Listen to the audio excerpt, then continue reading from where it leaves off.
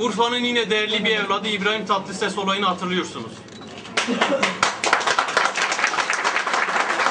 Israrla BDP ile ilişkilendirmeye çalıştılar. Ama şu gün o olayla ilgili tutuklanan BDP'li arkadaşımız cezaevinde değil artık. Tahliye edilmiştir. Suçsuz bulunmuştur. Tek bir BDP'li Tatlıses saldırısıyla ilgili tutuklu değildir. Tümüyle bir çete İbrahim Tatlıses olayını yapmıştır. Ve dosyadan anlaşıldığı kadarıyla, Tatlıses dosyasından anlaşıldığı kadarıyla o suikast hazırlığını, girişimini yapan çete suikastten 2 ay önce takibe alınmış. Telefonları dinleniyor. Adım adım izleniyor bu çete. Tatlıses suikasti hazırlığı içerisinde olduğu tespit edilmesine rağmen müdahale edilmiyor. Suikasti yaptıktan sonra ancak yakalanıyor bu çete. Çetenin ifadesi alınırken terörle mücadele şubesi dosyaya el koyuyor. Durun diyor, biz bu dosyayla ilgili bir bilgi vermek istiyoruz. BDP ile dosyayı ilişkilendiriyorlar ve bir parti meclis üyemiz avukatı Ruşen Mahmutoğlu'nu tutuklayıp bu dosyayla ilişkilendirip Urfa halkının kafasını bulandırmaya çalışıyorlar. Seçim öncesi bunlar yaşanıyor. Şimdi işte yargılama sırasında BDP'nin olayla hiçbir alakasının olmadığı, tümüyle bir çete olduğu ve o çetenin de bu suikastı yapacağının tespit edildiği anlaşılıyor. Dolayısıyla AKP iktidarının Tatlıses suikastında parmağının olduğu ortaya çıkıyor. Fakat o gün Tatlıses suikastini BDP ile ilişkilendirip manşet atan AKP yalakası gazeteler bugün olay ortaya çıkınca suspus oluyorlar. Atın bakalım aynı manşetleri. Tatlıses suikastıyla AKP ilişkisini yazın bakalım cesaretiniz varsa. Dolayısıyla Urfa halkı partimiz üzerinde oynanan oyunları, bu çirkin, bu ahlaksız oyunları iyi bilmelidir. Ben bu nedenle Urfa'daki operasyonları ahlaksız çete operasyonları olarak yorumluyorum. Urfa'da yaşadığımız ilk ahlaksızca operasyon değil bu. İlk hukuk dışı, kanun dışı operasyon tutuklama değil bu. Son 3 yıl içerisindeki bütün il başkanlarımız, yöneticilerimiz tutuklu. Urfa'nın bir milletvekili tutuklu içeride. Belediye başkanları tutuklu içeride. Ve bütün bunlarla ilgili suçlamalar polis tarafından Urfa Emniyetinde altını çizerek belirtiyorum. Oluşmuş bir çete tarafından yapılan komplolar neticesinde tutuklanmıştır. Urfa Emniyetinde BDP'ye karşı bir komplo çetesi kurulmuştur. Bu çete ahlaksızca bir tutum içerisinde hukuku, kanunu, vicdanı hiçe sayarak tek görevi BDP'ye karşı BDP'li yöneticilere komplo hazırlamak olan bir çete olarak çalışıyor. Çünkü AKP'nin buradaki bu çeteye verdiği görev şudur. BDP'yi Urfa'da bitireceksiniz. Bu talimatı almış durumdalar ve bu çete, Urfa Emniyetine çöreklenmiş olan bu çete, BDP'nin bütün etkinliklerini, bütün çalışmalarını terörize etmeye çalışıyor. Urfa Emniyetindeki bu çeteye buradan açıkça sesleniyorum. Bundan sonra sizlerle uğraşacağız. Daha fazla uğraşacağız.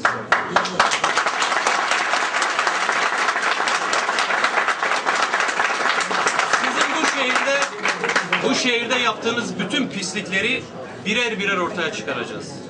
Sizin bu komplolarınızın hesabını birer birer soracağız. Siz ne kadar hukuk dışı yollardan bunu yapsanız da biz hukukun sınırları içerisinde sizden bu hesabı soracağız. Bu çete, bu Urfa Emniyetinde ve valiliğin de korumasında faaliyet yürüten bu çete bilsin ki Urfa'da size teslim olacak tek bir BDP'li yok. Urfa valisinin işi BDP ile mücadele değildir. Urfa sıradan bir kent değildir. Urfa ile ilgili özel çete görevlendirilmesi tesadüf değildir. Çünkü Urfa medeniyetler merkezidir. Urfa bu coğrafyada, yeryüzünde insanlığın yaşam merkezidir. İlk insanların yaşadığı yerlerden biridir. Bu kadar köklü bir medeniyete sahip olan bir şehri yoksul bırakarak, aç, işsiz, eğitimsiz bırakarak teslim almaya çalışıyorlar. Hesap budur. Urfa ile ilgili özel ilgilenmelerinin bir nedeni de Sayın Öcalan Urfalıdır. İntikam almaya çalışıyor.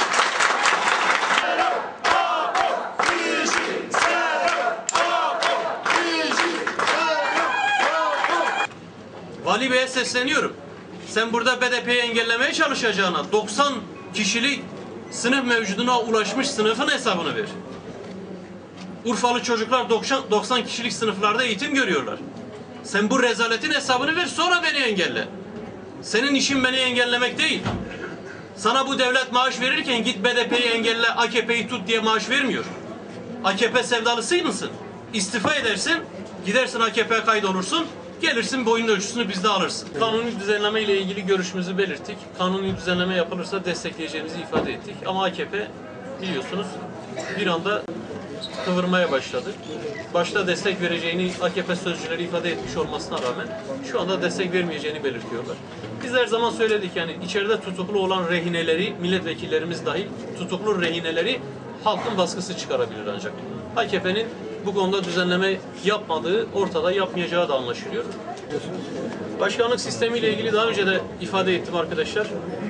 Biz demokratik özelliği bir model olarak öneriyoruz. Ve bu model Türkiye'nin özgün koşullarına karşı en etkili, en demokratik idari modeldir.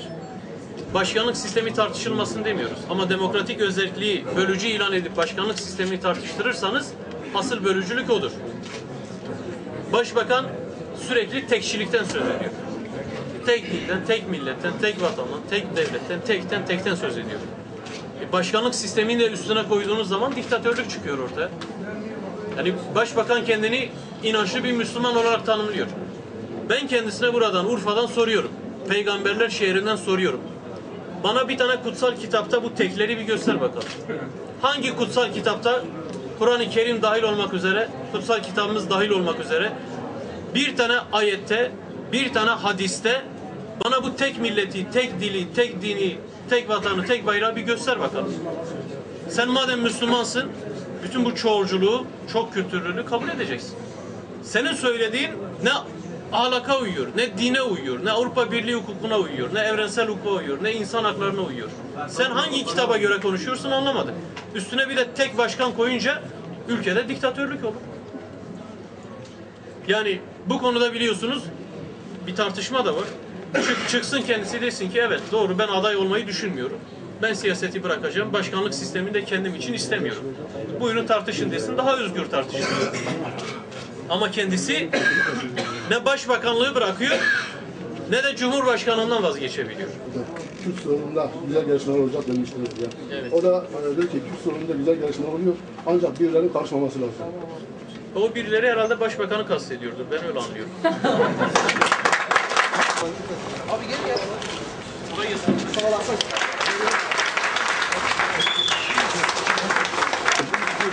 Geç. Hadi. Geç.